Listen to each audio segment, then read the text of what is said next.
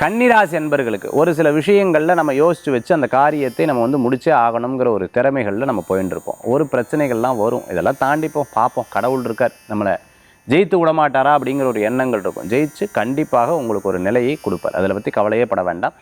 ஒரு சில விஷயங்களில் நமக்கு யாரோ ஒருத்தர் துணை நிற்போம், ஒரு சில விஷயங்களில் யாரும் இல்லாத தனியாக இருக்கிற மாதிரி ஒரு தோணல் வந்து இருந்துருக்கும். சண்டை போட்டாங்கன்னா சில பேருக்கு அப்படி இருக்கும், என் மனைவி இப்படி திட்டா, கணவர் இப்படி திட்டா, மனசே சரியில்லை, வேலையே பண்ண முடியல, அதாக்கும் இதாக்கும் அப்படியாக்கும் இப்படியாக்கும், அம்மா திட்டா, அப்பா திட்டா, தங்கச்சி திட்டா, சகோதரர் கூட பேசலை, ஃப்ரெண்ட்ஸு வந்து இன்றைக்கி பேசவே இல்லை, காலையில் 100 தடவை அடித்தேன் எடுக்கவே இல்லை, இந்த மாதிரி சில விஷயங்களில் எமோஷ்னலாக இருந்துட்டு இருப்பேன். எமோஷ்னல் பாண்டிங், எமோஷ்னல் அட்டாச்மெண்ட் எப்போ நமக்கு வேண்டான்னு தோணுன்னா பிரச்சனை வரும்போது தான் தோணும் இல்லையா?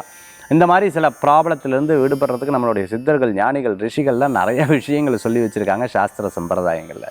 ஸோ ரொம்ப ஒரு விஷயத்தை எடுத்துக்காதீங்க, ரொம்ப அதுலேருந்து விலகி நிற்காதீங்க, ரொம்ப பேலன்ஸ்டாக இருந்தீங்கன்னா நல்ல பலன்கள் கூடி வரக்கூடியதாக இருக்கும். கன்னிராசி அன்பர்களுக்கு இன்றைக்கி ஒரு லைஃப் லெசன் அப்படின்னு சொல்லலாம் இல்லையா? அந்த மாதிரி லைஃபுக்கு ஒரு லெசனாக இன்றைய தினத்தில் இருக்கும், மறந்துட வேண்டாம். இன்றைய தினத்தில் ஒரு வழிபடக்கூடிய தெய்வம் பார்த்துட்டேன்னா மகாலட்சுமி வழிபாடு வெற்றி வழிபாடு.